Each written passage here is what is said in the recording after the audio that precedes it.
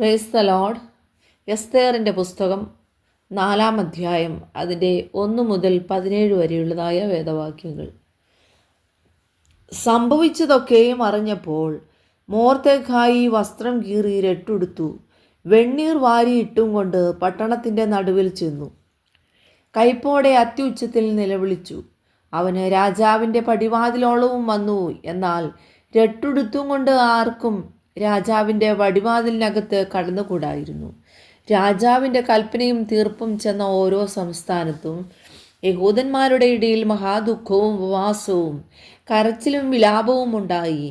പലരും രട്ടുടുത്ത് വെണ്ണീറിൽ കിടന്നു. എസ്തേറിൻ്റെ ബാല്യക്കാരത്തികളും ഷണ്ണന്മാരും വന്ന് അത് രാജ്ഞിയെ അറിയിച്ചപ്പോൾ അവൾ അത്യന്തം വ്യസനിച്ചു.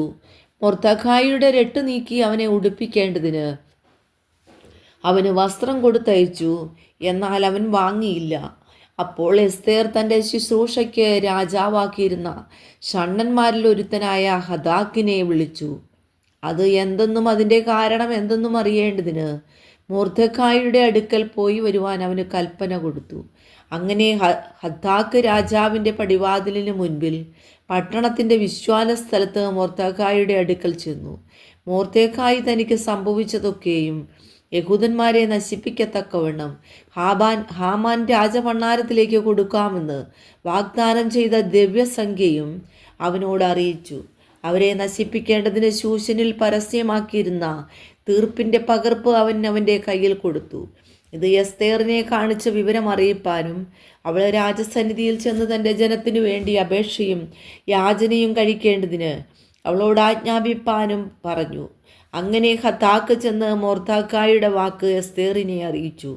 എസ്തേർ മൊർദെഖായിയോട് ചെന്ന് പറവാൻ ഹഥാക്കിന് കൽപ്പന കൊടുത്തത് എന്തെന്നാൽ, യാതൊരു പുരുഷനോ സ്ത്രീയോ വിളിക്കപ്പെടാതെ രാജാവിൻ്റെ അടുക്കൽ അകത്തെ പ്രാകാരത്തിൽ ചെന്നു എങ്കിൽ ജീവനോടിരിക്കത്തക്കവണ്ണം രാജാവ് പൊൻചെങ്കോൽ ആ ആളുടെ നേരെ നീട്ടാഞ്ഞാൽ അയാളെ കൊല്ലണമെന്ന് ഒരു നിയമമുള്ള പ്രകാരം രാജാവിൻ്റെ സകല ഭൃത്യന്മാരും രാജാവിൻ്റെ സംസ്ഥാനങ്ങളിലെ ജനവും അറിയുന്നു.